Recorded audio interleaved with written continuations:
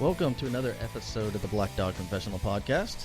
I'm here with, as usual, Chris Redbird Cardinal. How are you today, my friend? I'm good, Steven. How are you? I am well, and we're also joined by our friend Drew. Drew, tell us a little bit about yourself. Hey guys, thanks so much for having me. So my name's Drew Breznitsky. I'm a therapist with St. John's Recovery Place. So I'm a director, program director and therapist for St. John's, which is a private treatment center.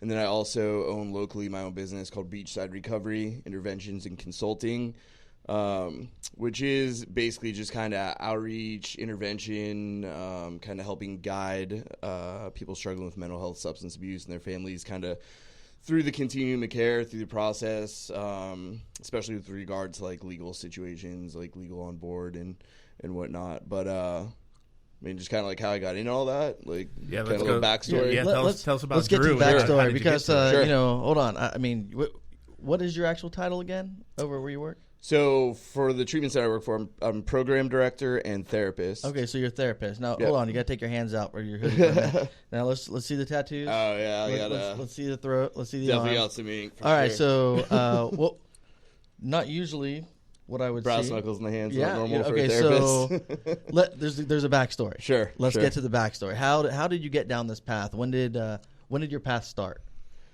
Man, so pretty young, dude. My mom was diagnosed with Hodgkin's disease when I was about 8. I was born in Pennsylvania, single, sick mom, diagnosed pretty young. And we kind of had to move to a warmer climate because if she would ever caught pneumonia or anything like that, you know, she would have died like instantly. Her lungs couldn't handle it. So we moved to California real quick. Wasn't dry enough, so we actually ended up settling in Clearwater, Florida. Gotcha. So I did like elementary, middle. I think I was in 3rd grade when I moved to Clearwater. And pretty much watched. She had like real bad choices and bad like man picker. So saw a lot of abuse, things like that. But for the most part, it was always kind of just me and her. No, abuse as in physical and mental, or just one of the Physical, emotional, mental, a lot of manipulation, things like that. So a lot of emotional manipulation, mental abuse, there was some physical abuse as well. I mean, for example, you know, I remember hitting one of her ex-boyfriends with a baseball bat when I was like 13, try and get him off her. So there was a lot of that, a lot of me kind of like defending her a lot. Right. And kind of earliest memories, just kind of going to Moffitt Cancer Center. Yeah. Because she just needed ongoing, continuing care. So I pretty much grew up in a hospital, so now it's like impossible to go. I have to be dying for me to go to the hospital. But that was kind of like, I got, you know, picked on, bullied a lot, like a no man in my life. So I like don't know how to change a tire or like change oil, like shit like that. But I can like do laundry and cook. If it makes you feel any better, Steve has a father in his life and he can't do any of that crap. So he's like, you look like you were like stoked that you weren't alone in that. Yeah, I was like, oh, man, not alone. But yeah, so I mean, just you know, a lot of bullying, a lot of mama's boy, this and that. I was a pretty sensitive kid, you know. Always listened to music. I played piano, you know, just kind of me and my mom. So, you know, just a lot of bullying. So I ended up kind of getting tired of that. My mom was always the one that would tell me, like, if you come home with another black eye, I'm going to blacken the other one type mom. So started fighting pretty young, just getting into some shit, for the best way to put it. You know, right around, I started working when I was 13. So I started working at this little restaurant called Capona's Dugout right on Gulf to Bay Boulevard in Clearwater.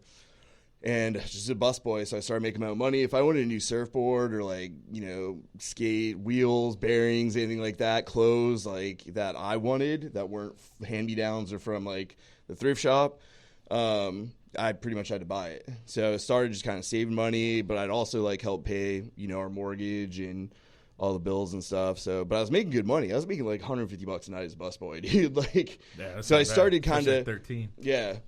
Because I always had to, like, take care of her, make sure she was taking her pills, make sure she was, you know, helping her shower, things like that. She had a little scooter thing to get around because of her lung capacity. She couldn't walk long distances and whatnot.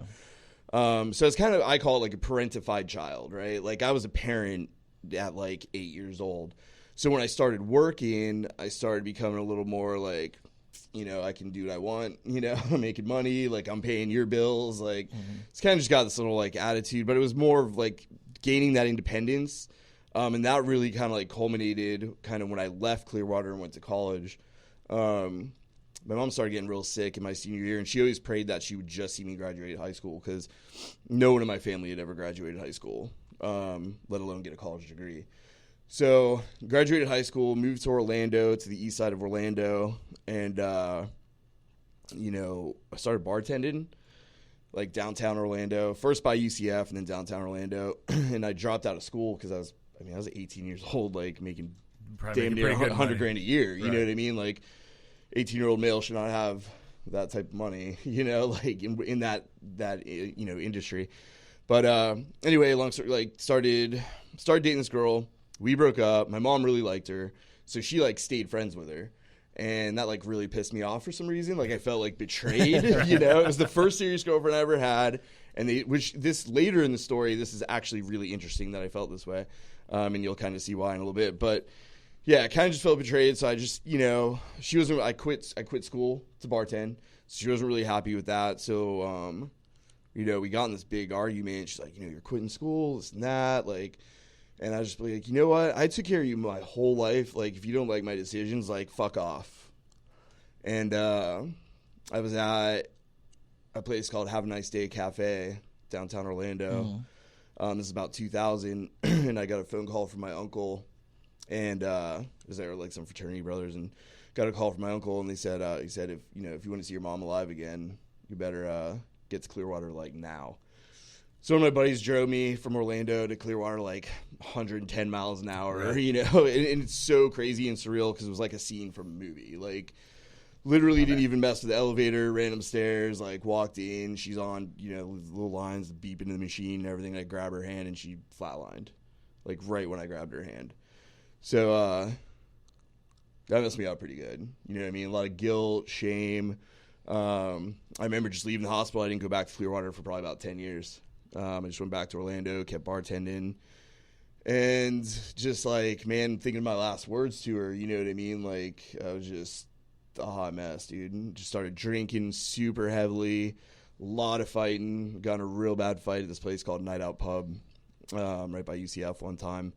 Where I like hurt the dude pretty bad, caught some charges, just because, you know, just said the wrong thing. I came out of the bathroom, he used my seat, asked him to get up. He said, "Fuck your mother." It was like 2 days after I buried her, so it just like set me off. Yeah, dude.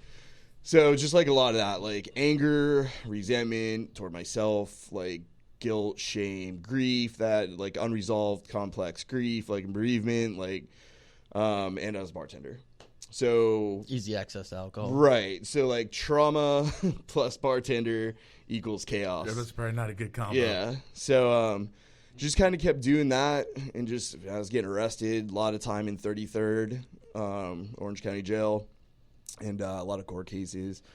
And Which then probably cost you a lot of money. Yeah. Oh yeah. I've given the state of Florida a lot of money throughout the years for sure.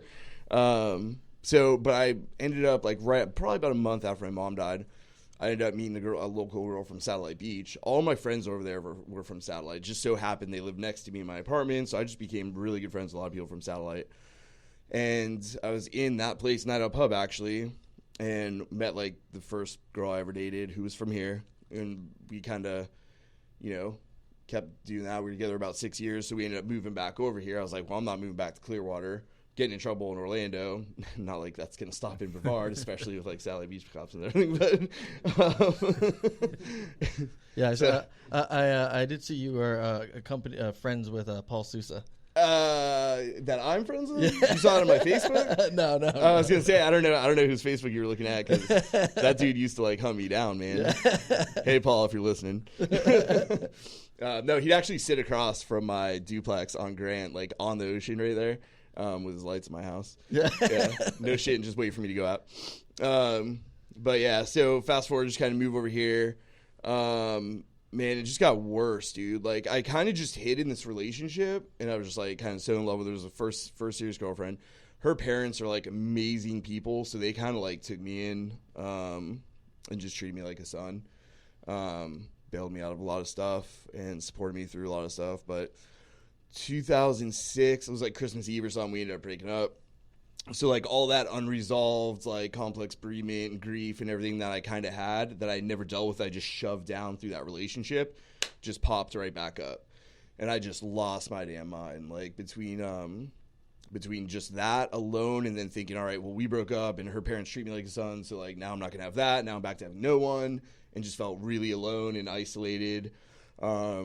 Man, I was a regular. I lived right behind old Declan's. Oh, yeah. And my nights would consist of literally just walking in, playing some punk rock on the jukebox, like the angriest, fastest shit I could find, ordering a 151 and Coke on the rocks and shots of Jaeger, and just hitting the biggest dude in the bar for like no reason. Like I would walk into Declan's and people would leave, like because they knew like something was gonna happen.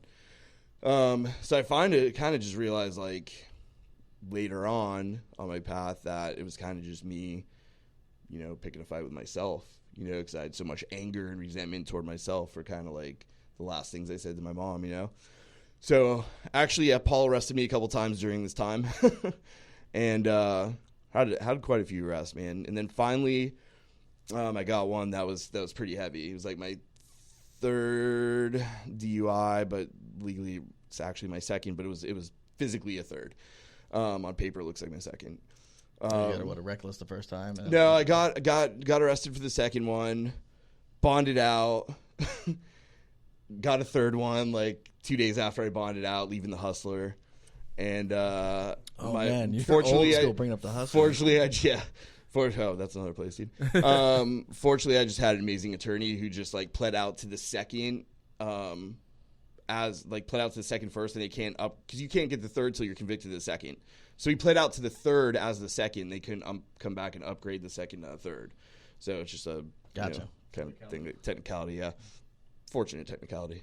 So I ended up catching a felony with that one because I hit a car, and I was out surfing one day, and I had a really good local attorney in town. I don't know if you want me to drop his name, but who got me a pretty decent deal. I think it was like 2 years house arrest and like 5 years probation or something, but concurrent. And I had a buddy at the time, a local buddy, who him and his brother were in the Marines, and they had come back from a couple of tours in Iraq and developed pretty bad PTSD and opiate use disorder. And one of them was actually this place called the Phoenix House in Ocala. Yeah. It's a residential treatment facility. Yeah. So I was like the only one out of all of our friends that he would write. And he wrote me and he's like, dude, I know, you've never really kind of dealt with your mom dying. You've never really dealt with the breakup. Oh, and then I forgot to say earlier, like right after my mom died, like a week later, my grandmother died. And a week after that, my grandfather died, Jesus. Which was my whole family. Kind of forgot to throw that in there. But so lost my whole family in about a month. At 18, being a bartender. So, my buddy had written me and he was like, I know you've never dealt with that stuff. I know you want like some mental health counseling. For me, it was always more about like mental health. I was cutting real bad, dude. Like I got scars. I slit my throat one time. I wasn't suicidal. It was just self-harm. It's just where I picked. But got a couple good gashes on my arm, all up and down my arm. So a lot of self-mutilation, depression, kind of PTSD stuff, anxiety. And again, bartender. So he'd be like, dude, why don't you come to this place, Phoenix House? It's free if the Department of Corrections sends you there. They have a DOC unit. You get a year and a half of treatment. And I was out surfing one day, and I was like, man, what do I want out of life? And the only thing I could really think of was to be a good father and a good husband. And I knew that there was no way in hell that I was going to be able to do that if I stay in the area bartending. I worked at Main Street, City Tropics, Coyotes on the beach, Oasis. I bartended everywhere around here. So I knew there was like no way that was going to happen.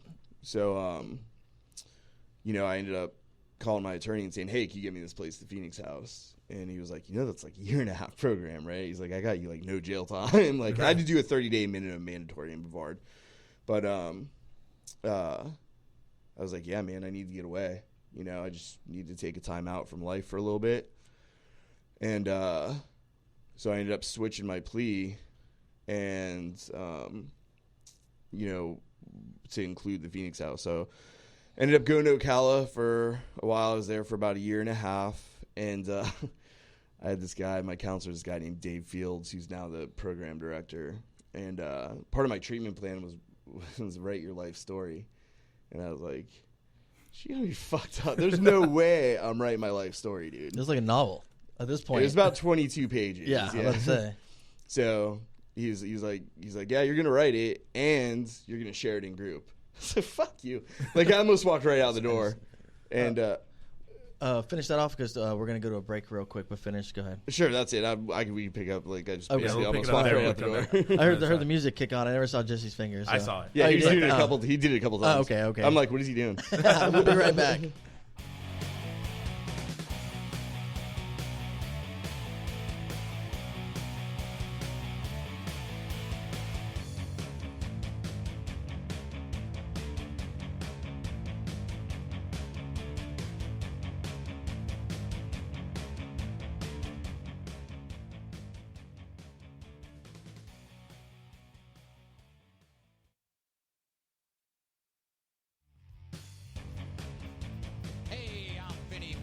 New Vinny Marino podcast.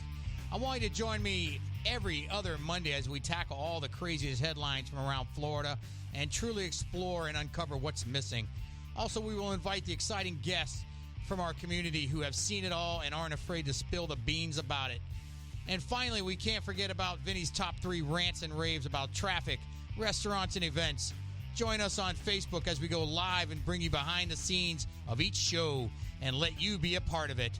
The Vinny Marino Podcast, all Space Coast, super raw and unedited, straight to your dome all the time, live from the Space Coast Podcast Studios. Listen everywhere you find podcasts.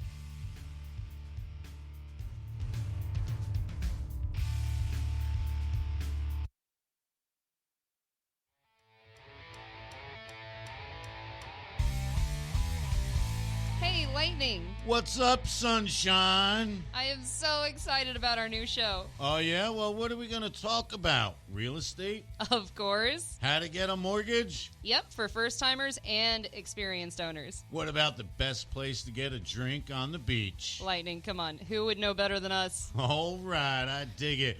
Plus, I know we're going to bring in tons of great local guests, tell jokes, and talk about some of the hottest listings to hit the market. Oh my God, I can't wait. Sunshine and Lightning over Brevard will have new shows every Sunday at 1:30 p.m. Eastern Standard Time, streaming live from the beautiful Space Coast Podcast Studios.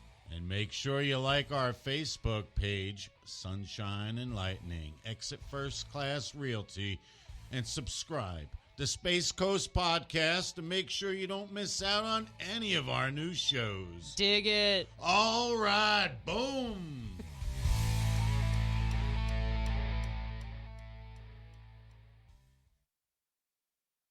You're listening to Space Coast Podcast, home of the greatest podcasts on the Space Coast. If you're interested in becoming a sponsor or having your own show, email us at spacecoastpodcast@hotmail.com. Space Coast Podcast. Talk hard!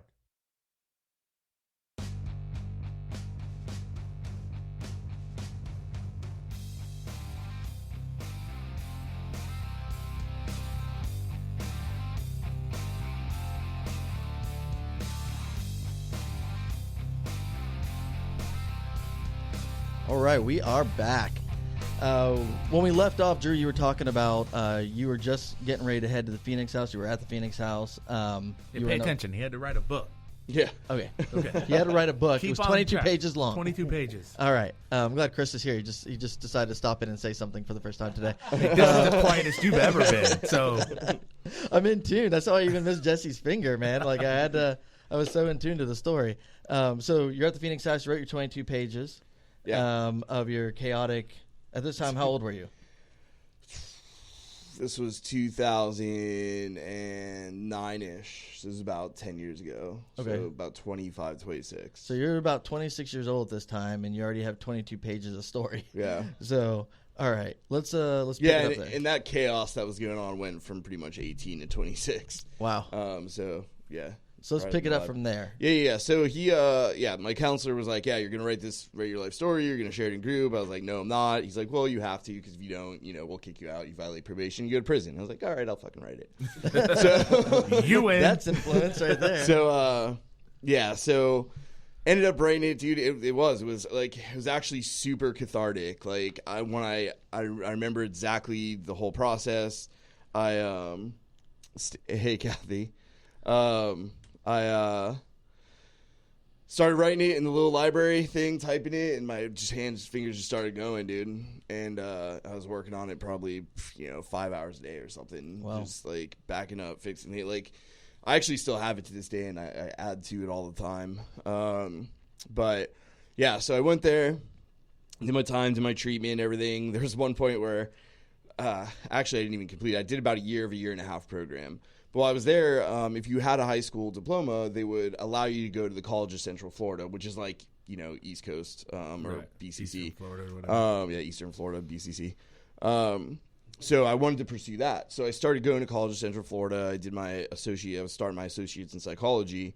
And, when it came time for me to move to the next phase of working, I wanted to just do school. So I went to the program director at the time and was like, hey, man, I don't really want to work. I just want to see how the school thing pans out. So can I do school full-time instead of just taking a class here and there? I still get financial aid, so I could still pay subsistence and which is like rent. And, do the treatment and everything, like the aftercare and all that. He's like, no, you have to work.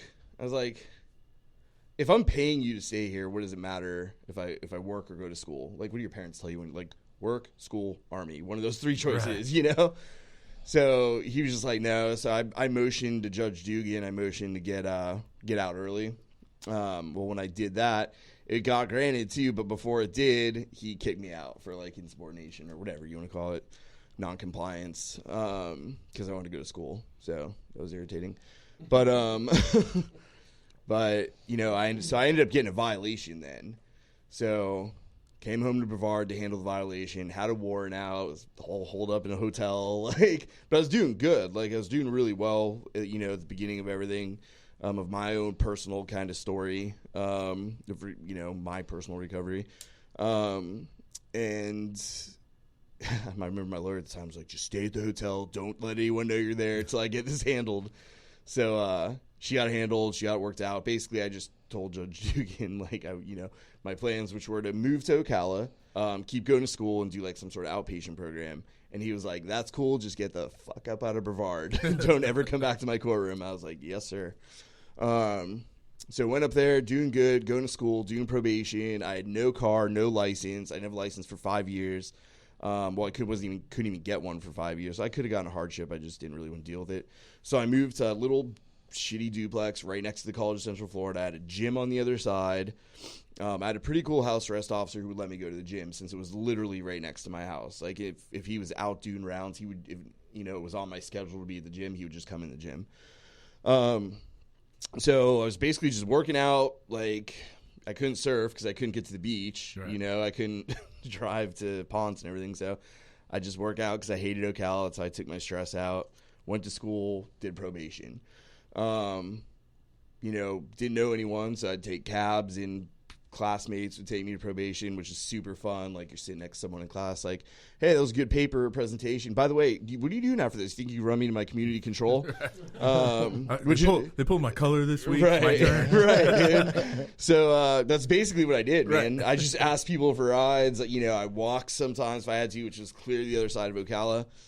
So I just kind of kept doing that. And I actually started working in an aftercare program. I actually was going to school to be, I minored, or no, I'm sorry. I did my AA at first in early childhood education. I worked at a aftercare program. Because at the time I had a adjudication of guilt withheld on the felony. So I was still kind of like, all right. So I worked at an aftercare program. I was coming up on like 4 years probation done. Or no, actually I was 4.5 years because it was right before I was off. Going to school full time, about to graduate with my AA. I come home to see my ex's parents because we're still really close, the same one I was talking about earlier, and see some friends from City Tropics I used to work with, like a little day trip. And I was under the impression that if you're out of the county within under 24 hours, you don't have to get a travel permit, right? Because I was on probation in Marion County. So I didn't. So I came home. My buddy's driving. He gets pulled over in Satellite for like doing a U-turn or something. They pull my ID, and the cop's like, "Aren't you on probation in Marion County?" I said, "Yes, sir." He said, "Well, you're in Brevard County." I said, "Thanks. Yes, sir. Yes, I am." And he's like, "Do you have permission to be here?" And I was like, I didn't think I needed a travel permit or anything. And he's like, "You don't, but you still need verbal permission from your probation officer." So I was like, "All right, well, no, I don't, So he arrested me for an on-site technical violation of probation for being out of the county without permission. Went to court, couldn't afford my old attorney at this point. So I had this, I'm not going to mention any names, but he was just not good. Told me I was going home. I had 2 weeks left of 5 years probation. I'm working at a school. I'm going to school and had everything done for my probation. So I go to court, and I'm thinking I'm going home because the attorney's basically like, "You've done more time on the VOP than you even had of probation left. Like, he's just gonna squash it." So I go to court, and the state goes, "We went 5 years prison." I was like, "What the fuck?" I look at my attorney. I go, "How is that going home? Like 5 years? I just did 5 years house arrest." And so he's like, "You got a downward departure. Ask for a downward departure. Plea out to the judge." I was like, "Fuck, you're fired." You know what I mean? Like, fired him right there on the spot. And I did. I pled out to Judge Dugan, and I said, he goes, I had people from parents from the school I worked at there, people had written letters. And he goes, "Mr. Breznitsky, clearly you've made a lot of changes in life and you're doing well, but you still don't know how to follow directions."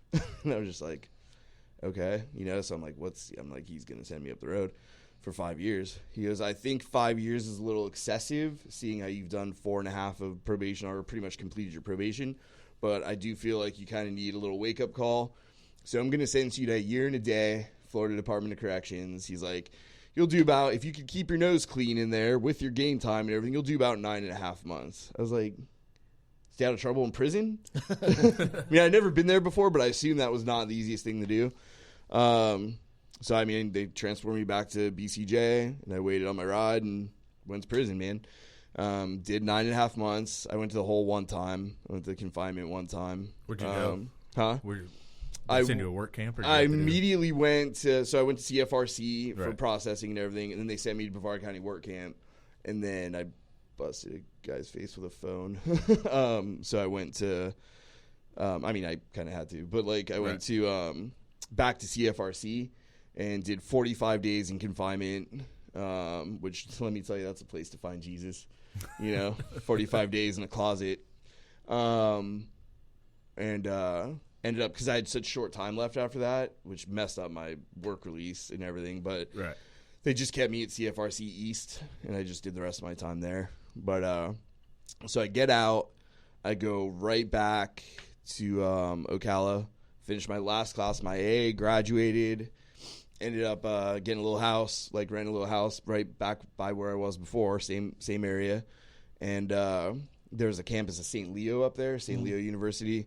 So I transferred right into St. Leo. Real quick, did you get out? You had no paper? No paper. No, better not give me paper after that shit. I know, that's what I'm making sure. I did close to 5 years probation. I completed 2 years house arrest and a year prison for, my felony charge was aggravated assault. Right. That was associated with the DUI because I backed into a parked car. And in the state of Florida, if you're drunk behind the wheel, your car becomes a weapon. And if you cause bodily injury or property damage over $2,500, you can catch an ag assault charge. And I caused property damage over $2,500. So that's the only felony I've ever had associated with the DUI. So, and when I went to prison, the adjudication of guilt that was withheld overturned, and I was an adjudicated felon. Right. So I lost my job at the daycare, obviously. Not too big on, you guys just get out of prison working with kids. But just went right back in school, man. I did a bachelor's in psychology and a bachelor's in human services with St. Leo. So when I was I had to do, for my human services degree, I had to do an internship. So I'm calling around all these places. You got to pass level 2 background screening, DCF. You got to pass this. No convicted felons. Click, click, click, click, click, click, click. So finally I'm like, fuck it, I'll call the Phoenix House. So I called the Phoenix House. Dave Fields, my counselor, had been promoted to program director. I didn't know that, but I said, hey, can I talk to the program director? And I ended up getting him. He remembered me. He's like, oh, you finished school, da-da-da. I was like, that's great. He remembered exactly who I was. And he's like, why don't you come up here, man, fill out an application. We'll see if we can't get you pushed through the background check. Because they do a DOC background check, which isn't as stringent kind of as DCF. So he ended up bringing me on as an intern for my human services undergrad. And then I kind of transitioned 2 weeks before I graduated. I brought my family down. I started dating a woman up there, had 2 kids that I absolutely love like my own. And we were down at Sebastian Inlet doing a little camp surf trip. And I got a call from him saying, hey, man, we want to offer you a full-time position after your internship. It was like 2 weeks before I even graduated my bachelor's. So my old counselor became my boss, which is pretty cool. And he's a really good dude. So I worked at Phoenix House for about 2 years. And as a bachelor's level therapist in their self-pay insurance funded unit. So that's kind of. Oh, am I getting the finger already? All right, well, we'll pick it up, I guess, after that. When we come back, I guess we'll talk about beachside recovery, sure. interventions, and counseling, All or right, consulting. cool.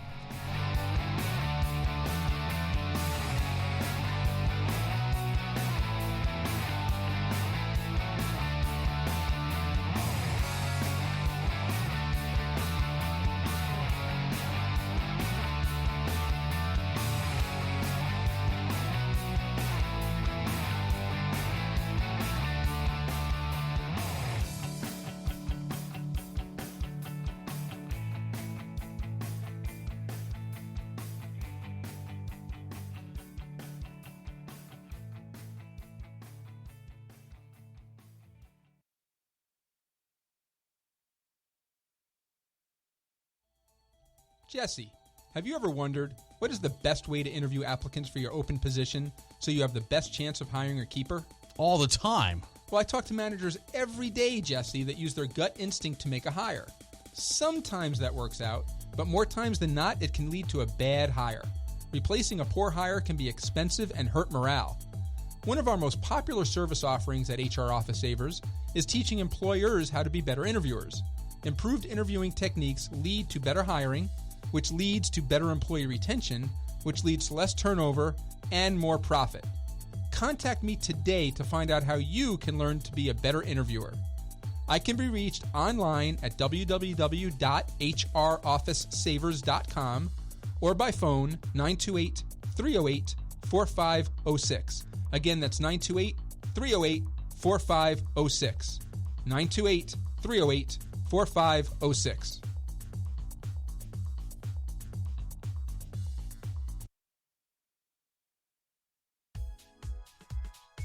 Are you ready to explore the world? Travel to exotic locations and live your best life with Anytime Travel Solutions. Anytime Travel Solutions are your worldwide, unbiased concierge with access to real inventory of hotels, cruises, railroads, tours, and all of the best excursions. Anytime Travel Solutions realizes how fun it is to plan your own vacations, so we have the option to search vacations and book safely on our website, or you can visit us in our conveniently located offices in downtown Melbourne, Florida. Did you know travel is proven to benefit your health, both physically and mentally? We have 3 decades serving travelers and making dreams come true. So ask yourself, if not now, when? Call Ceci today to begin your adventure. Dial 321-779-4285 or visit anytimebookings.com. That's anytimebookings.com.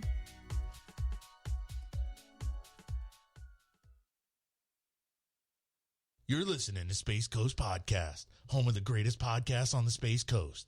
If you're interested in becoming a sponsor or having your own show, email us at spacecoastpodcast@hotmail.com. Space Coast Podcast. Talk hard!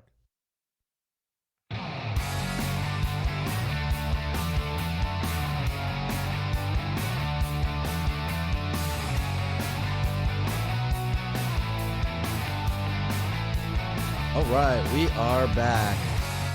We're here with Drew. Drew's been kind of filling us in on his life story. We've gotten to the point where now we've worked at the Phoenix House for 2 years. You kind of got through your whole educational aspect of it, and now you're right. So while I was at the Phoenix House, I really didn't want to do graduate school, but then I kind of realized I fell in love with my job. And I realized I had to do a master's if I wanted to, be a real kind of true blue counselor, right? So Webster had a campus up there, started doing that with the Ocala campus. So I did a master's in clinical mental health counseling, marriage and family therapy, got that started, and was still working at Phoenix House. And then I kind of transitioned into outpatient medication assisted treatment, which for listeners and people that don't know about the field is basically methadone clinic. Okay. Where I kind of specialized in opiate use disorder. I just learned a ton about medication-assisted treatment, ton about opiate use disorder. Plus being in Satellite Beach in the 2007 era. Yep, with all the Roxys and the Dr. Gaydon era of Indy Atlantic. Yeah, yep. So, and I've had all of my friends. I would say 85% of my friends beachside have struggled with either opiate use disorder or alcohol, but mainly opiate use disorder. Heroin, pills, fentanyl, whatever. I've had probably, just myself, 20 people die related to either opiate overdose, suicide by opiate overdose, alcohol and putting a gun in their mouth, or whatever, drunk driving accidents. So, I really enjoyed doing that. I really enjoyed learning about that. And it opened my eyes, too, because I went from a complete abstinence-based program, which is Phoenix House, which is nothing. You don't take something to stop taking something, right? That's their philosophy. To take this to stop doing that, right?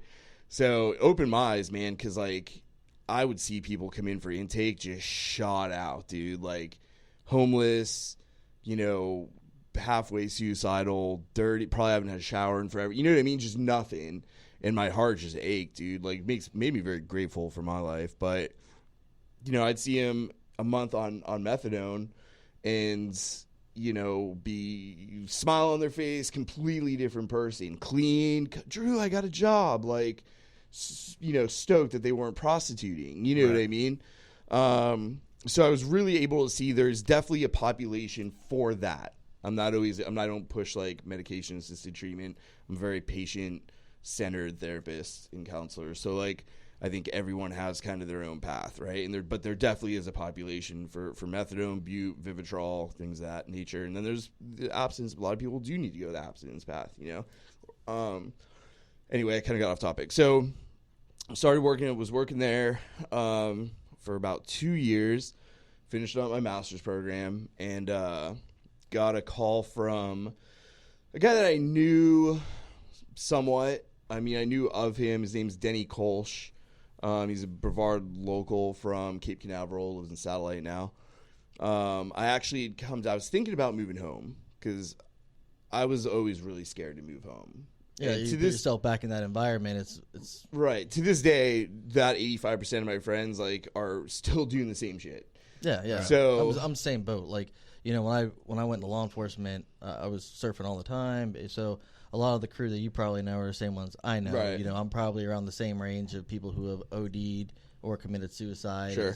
Through, running through the same circuits. You know right. what I mean? Right. Yeah. A bunch of people you surf with. Yeah, for sure. So I was just I'd been thinking about moving home, but I'm just I don't know, dude. And I remember my ex's parents that, again, I'm still real close with to this day, where I was don't move home. Don't ever move home. They were just anti-moving home. But anyway, I came down and I had interviewed for Denny at Florida Counseling Center, which is now Journey Pure, over in Melbourne. And I went back up, to Ocala, and I'm all right, that went well. So I was thinking I was getting this job, right? Well, I didn't hear from him at all. So I was whatever. So I just kept working my little methadone clinic, doing my thing, finished my master's, and got a call from him about 8 months later, going, "Hey man, I'm not with Florida Counseling Center anymore. I'm kind of doing my own thing. Starting a treatment center called Peace Club in Cocoa Beach. I want you to come down and be my program director." I was fell in tatted from head to toe. I'm a program director, like run it, design it, everything. So I came down to talk to him about it, and I was like, I just want my patients. I just want a couch, a chair, right? Freudian kind of notebook, like see my patients. That's it. He's like, dude, you're so much more than that. He's like, I don't think you even kind of realize it. And I didn't. Like, I've always struggled with, like, self-esteem ever since I was a kid. Like, you know, especially being tatted from head to toe, criminal record as long as I am tall. You know what I mean? Like, Yeah, the stigma's that circle that. Yeah, for sure. So, you know, he kind of convinced me that I could do it. So he actually moved me down here, me and my family, back to IHB, and started running his treatment center, man. Like, developed all the clinical, did the certifications, you know, DCF licensure, all that. There's a FAR level 4, which I'll explain that in a little bit, like accredited sober living attached to it. So, like, me and my kids and my fiance in there, you know, painting, you know, a lot of love went into the house. So, real close kind of connection to that. So, I did that for a while. And where BRIC kind of came in is when I left there, mainly just, you know, how sometimes, like, you shouldn't work with your friends. Like, like, I still work really closely with him. Denny's one of my best friends. I talk to him every day. But it just wasn't a good fit anymore. So I went and worked. I had never been exposed to the South Florida treatment community, which is, I don't know if any of you guys know anything about the South Florida treatment scene. No. A lot of patient brokering, human trafficking, just like, you know, insurance fraud, just super, super bad reputation in South Florida for treatment centers and sober livings. It's really bad. And I pride myself in my ethics and my integrity, and I've always worked with a lot of nonprofits, you know, and just ethical facilities. I've always aligned myself with ethical and, you know, colleagues. But so I got a little taste of that. I went down there and I was like the regional manager of business development for a place in South Florida for like 3 months. So I covered Orange and, you know, Brevard, this whole kind of Volusia area across Tampa, Ocala area. Basically just trying to like sell their treatment, which was not a good fit for me. And like doing that, you know, I saw like they basically kind of wanted to use the fact that I was a therapist to help basically manipulate people, you know, which I wasn't okay with. So I worked for them very briefly, but I was really exposed to all the unethical things that go on. And I saw a lot of people in that short time, like, kind of be mismanaged. And I'm like, all right, so where do these people fall through the cracks, dude? So I started thinking about it. And we have another buddy named Aaron Moore, who owns a place called Solace Counseling in Orlando, who told me one time, he's like, man, you kind of just like have a way with people, especially like the criminal justice kind of population. You've been through it. Right. Yeah. And tattoos and everything, you know. He's like, you'd be really good at doing interventions. And so I started researching, A, what interventionists make, B, what credentials you have to have.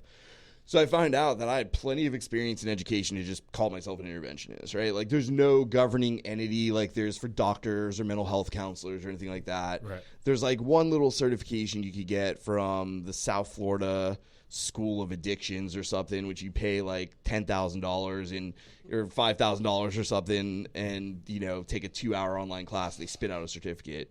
You know, and a lot of those guys have never even not in recovery or don't have a background, an education, you know, and or have never really experienced any, you know, they're just kind of, it's quick buck. So then I researched what they make, and they were charging, everyone I saw was charging like, you know, $10,000 to $20,000 for an intervention, and then they go do the intervention, you know, I come get you in treatment and I'm gone.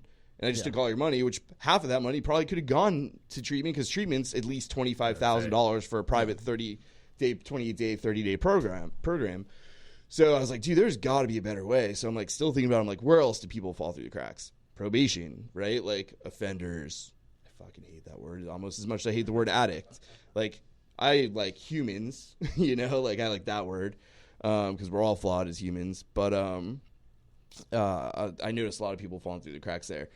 Insurance companies, you know, parents don't know the difference between, you know, how treatment centers kind of navigate the insurance world with utilization reviews, which are like, you know, keeping up like what's going on with the patient. Are we still going to continue to pay for them? They don't know the continuum of care. So like detox, residential, partial hospitalization, intensive outpatient. They don't know what that looks like. They don't know the evidence behind going through the full continuum of care as far as outcomes and, ability to meet maximum therapeutic gains. So I just kind of developed something that fills those gaps, dude, and I was marketing for the place that I worked for in South Florida. And I went into the law offices of Jeffrey Gollum because I started hitting all the attorneys, dude, because I know there's population there. Right. And I met this guy, Chris Keisel, who you guys know. Yeah, he was on our podcast before. Whiskey Tango. But real good dude, man. We just, hit it off, dude. Like right off the bat. We talked. I went in there to throw him some business cards. We ended up talking for, 3 hours or something. You say we talked. Did you actually get to talk, or did Chris? Because it was mainly Chris. I told this story before. I went to buy a shirt, and an hour later, my wife had to come over and go, "Hey, bro." It kind of shows how our podcast rolls because Chris was obviously on the show. Right. That's how you reached out, and then we kind of had that conversation from there. Yeah. But this is why we do what we do, because we're trying to find out about other things going on. Sure. I didn't know who you were. You didn't know who I was. Heck, you didn't even know me and Chris were in law enforcement until a little bit ago. Right, yeah. Halfway through the literally podcast. 5 minutes ago. We're In the face went. Foot in mouth, dude. It's that's how this all rolls. Because, like I said, if I don't know about you, I don't know what you offer, and the concepts of interventions. And there is a gap here. There's a gap. There's a gap in basically what is it? Almost like the assisted living part after it, where people are just taken out of go leave a rehab and they're back on the street, and there's nothing.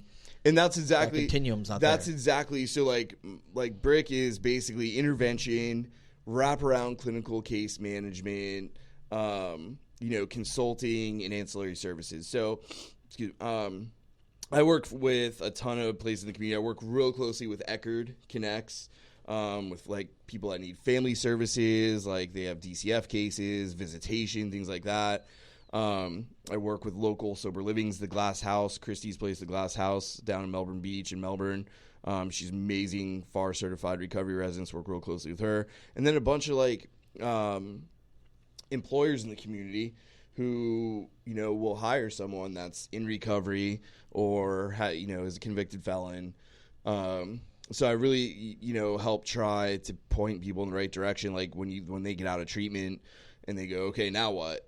I got no clothes, I got no car, I got no license. And you also have self-esteem issues, things that go along with that. And part of that rebuilding process is kind of where you're looking at stepping in. Right, exactly. So one of the things I really love that I got to do is because of Chris. We were talking, and he's like, dude, there's this guy named Pastor Mark Swallow, who really used to help out in the jails and help with the indigent clients get into treatment, instead of prison or whatnot, and kind of navigate that with the courts, and kind of mitigate, for people who really wanted it, really needed it, So he told me about the Justice Administrative Commission, how they kind of bring on and approve, expert witnesses and things like that. He's like, so, he told me, so I'm a private investigator and I contract through the Justice Administrative Commission to help attorneys on these cases. They pay me, the federal government's paying me to do it. He's like, you should link up with them. So I did. I went on to the JAC and I got registered and approved as a expert witness in treatment and substance abuse and recovery. And so I kind of that's kind of what birthed BRIC, right? Because to do that, I was thinking about starting my own business, but it wasn't till about this time that I was going to start it, in 2019. Right. But to be able to do it with the JAC and work in the jail and everything, I had to have a business bank account. So to have a business bank account, you have to have a business. So God had a bigger kind of plan there, and I ended up starting BRIC in October. So with that component, I basically go into the jails. An attorney says, "Hey, I need you to help out with this case." Go into the jails. I do assessments. Try to help people. Motivate people, and then I basically try to find the best treatment for them. Do they have primary mental health, primary substance abuse, full-on dual diagnosis, what kind of facility they need, what's going to resonate with them. So I kind of do that. So that's kind of BRIC's just kind of all around trying to fill those gaps, man. Like when someone's on probation, I shoot an email to the probation officer and say, hey, my name's so-and-so, and I'm working on this case, doing case management with this person. Let's help them succeed together. And they kind of will come through me a little bit for stuff. Kind of helps the individual not kind of feel attacked, and we're kind of working as a team collaboratively to help this person succeed. So a lot of people are like, well, isn't that a little enabling? And I'm like, no, I would have liked to help. You know what I mean? Like, it's rough, dude. Well, the goal, right, is to reform and to help them recover from whatever has happened, whatever led to their arrest, so that it doesn't hold them back. So if a tool like that will help that, shouldn't that be everyone's goal? I mean, we don't want people I would think so. We want to knock down the recidivism. Recidivism. Thank Yeah. you. Right. That was a big word for Chris. I thought he was like going to Google it before we started. I don't like to say words I can't spell, Yeah. and that's one of them.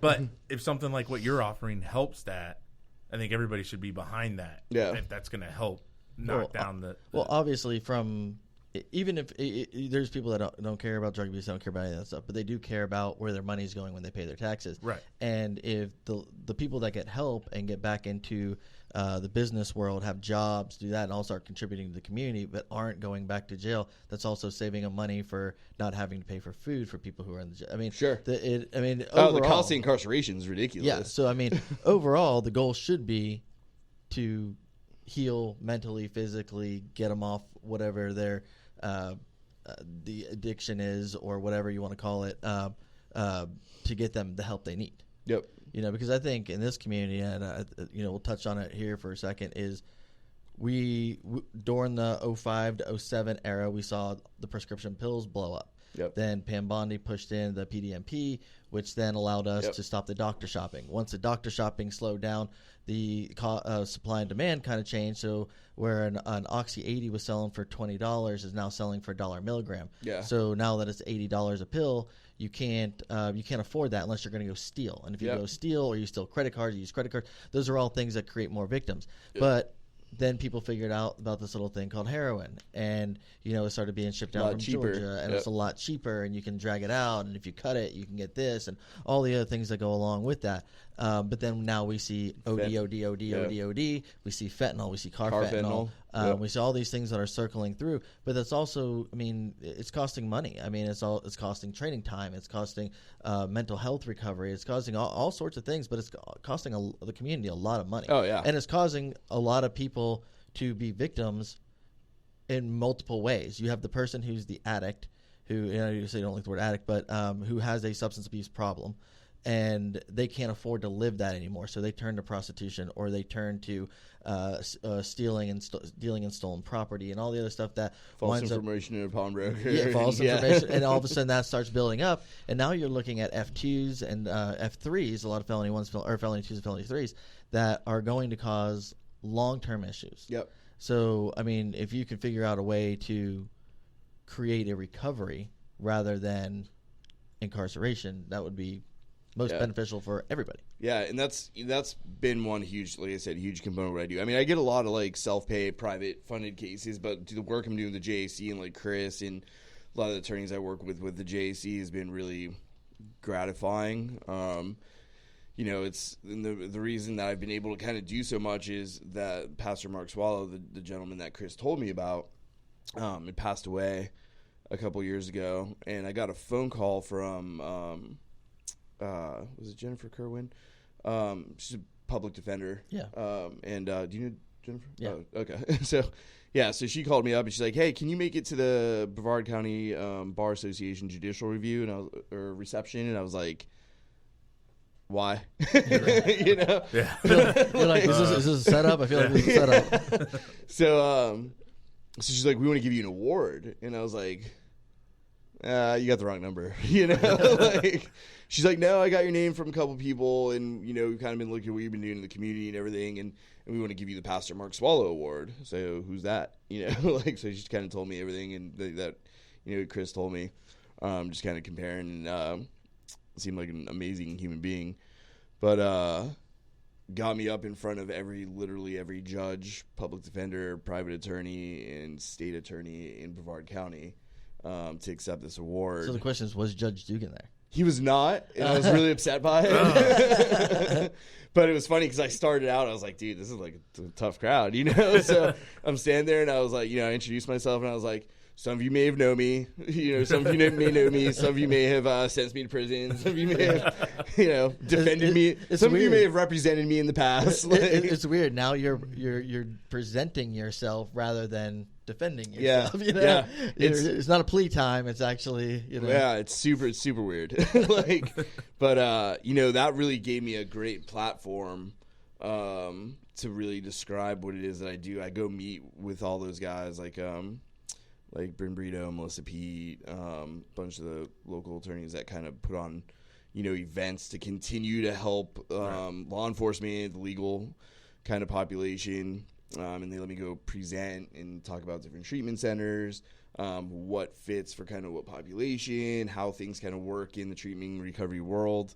I'm also head of, or Denny and I, the owner of Peace Club, are actually kind of like co-chairs, like for the Brevard County Opiate Task Force Treatment and Recovery Subcommittee. Oh, wow. So, you know, we meet a couple times a month up at the courthouse to talk about different initiatives that we're kind of putting into place.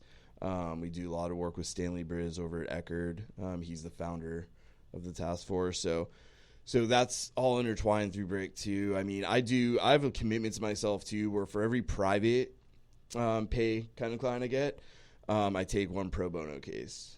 Which that's awesome. Is really difficult when I work for a treatment center 2 hours away. Right. But it's like I said, I feel like it's the kind of right thing to do. I don't have this business to like get rich, you know, to get my kids extra Christmas presents and like go on vacations, you know, like it's not, you know, I don't think I've ever had a significant amount of money in the business bank account. Like it's basically just, you know, like I said, something extra I like to do. My kids, my daughter wants to be a criminal defense attorney, and my son's, you know, kind of interested in that area as well. So to give to them someday or something, you know, or even it's for the community, man, you know, so it's awesome. It's nice that I get private pay clients once in a while and I can get some compensation through the JAC, but I think it's important to kind of give back too. So that's something that I definitely do is like, try to do as much as I can as far as, you know, with the guys in the jail and stuff. But like I said, I am program director for a facility 2 hours away. So I actually drive up there Tuesday mornings and I work for them to, you know, I'm there on site. I live at the facility with the patients Tuesday through Friday, separate area, obviously. But, and then I come home Friday night and I kind of spend time with my family over the weekends. And then Monday I just run my business and do all my jail visits and stuff like that. So it's definitely a lot, but it's been super gratifying, especially, you know, I grew up in Clearwater, but Brevard's my home, man. Yeah. You know, all my friends are from Brevard. Like, I've been here probably, you know, at this point, the majority of my life, you know. You know, it's weird. We deal with, I remember when I first started in law enforcement and back in early 2000s, you know, we didn't see needles like we see needles today. And the other day I walked by a big Sharps bucket, you know, and it was good size. You know, I looked in there and the whole thing was filled. And I mean, that was just within, you know, a week between pickups, you know, and I'm like, gosh, that is just nuts. I mean, you know, you see 2 or 3 in a car, but then you go and you actually look at like a couple of weeks worth of work and you're like, wow, that is just a lot of needles. Yeah. Because the heroin issue is so huge, you know. I mean, I would say that right now it's probably the most predominant drug that we see. I mean, and the effect on it is insane. I mean, I remember working general crimes investigations, which were all felony crimes, and it, you know, I remember it had to be in the 90 percentile of cases that were directly related to drug abuse. You know, people during the pill epidemic, I mean, I think we saw more soccer moms that had gotten hooked on pills, that were stealing credit cards, that, you know, were then using the credit cards, and they were getting credit card frauds all the time. You were doing the same time as I was. How many cases we had that were dealing in stolen property because people were feeding the habit, you know. And like I said, there's multiple victims in those situations. You know, there's the story of the kid who, like your story, that led to something, led to trying to compensate or to gain that self-esteem or to whatever you got to do to help build yourself up, at least take that pain away or whatever you're going to do. But doing that self-medication isn't what's beneficial. Yep. You know, there's other things. There's a way to develop the mind and to develop self-esteem. I mean, you're still humble, but you're doing a lot of good things, you know. I saw Jesse give me the hand. Is that the wrap-up hand? That's the 5-minute hand. I got the 5-minute hand. It had 5 fingers, bro. Well, this is 1 minute. That's 5 minutes. Yeah, but this is hey, it's time to go, and then the music's the Oscar wrap-up speech. This is our 11th podcast with Jesse. How have you not caught on to this, Nat? I don't know. I'm a little slow today, you know, but super stoked for you to come in. Would you do us a favor, just pitch the business, pitch what you do one more time, and so let people know how they can get a hold of BRIC, Sure. What all they can do, and stuff like that. So we'll turn it over to you to just plug your stuff, man. Yeah, thanks. So it's called Beachside Recovery Interventions and Consulting. Again, I keep everything like fairly priced too. Oh, you're putting it up there. Okay. I was like, are you trying to hand it to me or what? You know, and I try to look better than try Steve. to work with everyone. One of those barriers too, like I said, is finances. So, try to keep that as, you know. Now, I do have a question. If somebody were to call you to do like a private intervention, do you do those also? Yeah. So that's what, you know, I kind of have multiple clientele kind of like populations. There's the JAC stuff that I do with the guys in the jail. There's, you know, just private interventions, but then there's like what I kind of call like full service, like, which is what I prefer to do because I think it's really important to have that support throughout the continuum of care. So, I mean, I'll just throw it out there. I basically charge like $1,500, dude, like from start to finish. And what I mean from start to finish, that's about, roughly about like 15 to 20 hours worth of work. So that's like intervention, assessment, wraparound clinical case management, you know, working with probation, working with, you know, helping to connect with, again, parenting classes, batter's intervention, whatever it is, like all those services, plus connecting the individual with like ancillary services, like jobs, clothes, things like that. Because I think there's a lot of parents out there that are going through it with their child right now that aren't able to get through to them. And, you know, they're looking for that type of person to come in and do a basic intervention where you sit down and has the time and experience, I guess we could throw it out there. The street cred that goes along with all that, plus the education that goes along with that, to be able to sit down. So, I mean, if you are one of those families out there that's looking for that answer, you do have an avenue that you can travel where somebody can sit down and help you with that type of Yeah, and I have a whole team of like peer support specialists, interventionists. I got a guy, buddy named Doug Mondo, who's awesome. We know Doug. Oh, you guys know Doug? Yeah, right on. Doug. Yeah, Doug's a good buddy of mine. So he's on my team when I have guys that are military experience, you know, law enforcement. Like, I go call Doug, you know.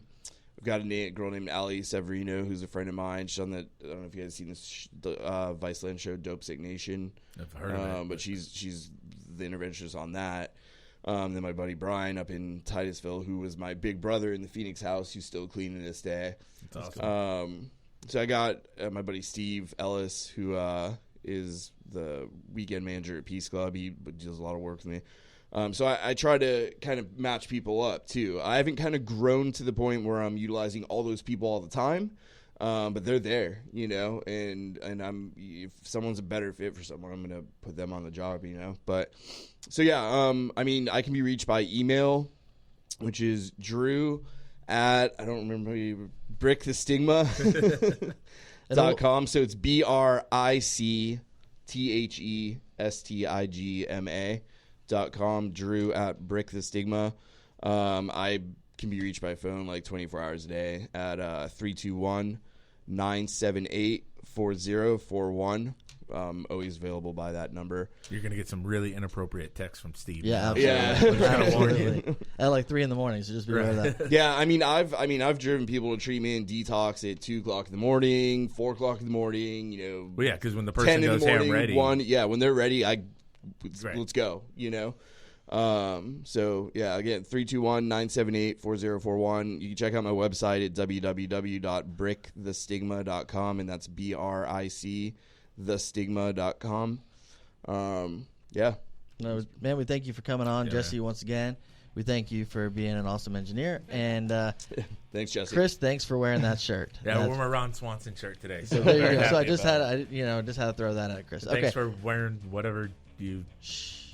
Thank you for not. Thank you for not wearing your sweat shorts. I didn't wear my sweat shorts today. All right. Well, with that, everybody, thanks for listening to podcast number 11. It'll be on YouTube later today, and we'll see you in a week or so. Thanks for having me, guys. It's 2 weeks. Again, it's like you don't pay attention.